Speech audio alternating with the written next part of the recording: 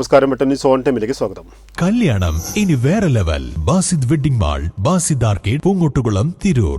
മലപ്പുറം, തൃശൂർ ജില്ലകളിൽ അനധികൃത മണൽക്കടത്ത്, വിശ്വാസവഞ്ചന, പോലീസിന്റെ കൃത്യനിർവഹണം തടസ്സപ്പെടുത്തുക തുടങ്ങിയ 30ഓളം കേസുകളിൽ പ്രതിയായ മണൽ മാഫിയ സംഘത്തിലെ പ്രധാനിയായ തിരുനാവായ സ്വദേശി ചെറുവറമ്പിൽ ഷബീർ മോൻ എന്ന ഷബീറിനെ തിരൂർ പോലീസ് അറസ്റ്റ് ചെയ്തു. Trendy and customise collection, best in budget. Theyyam പാട്ടിൽ പോലൊരു ഓപ്ഷൻ വേറെ ഇല്ല.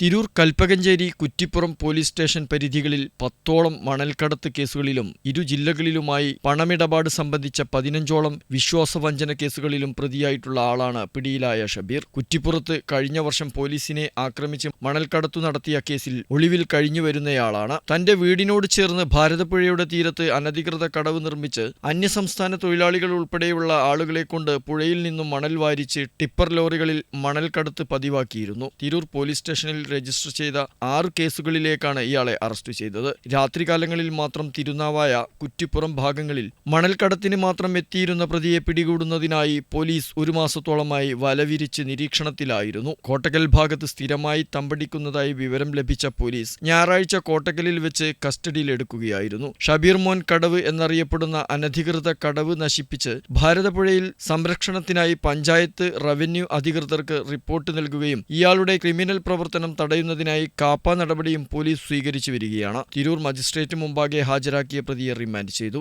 ന്യൂസ്, തിരൂർ.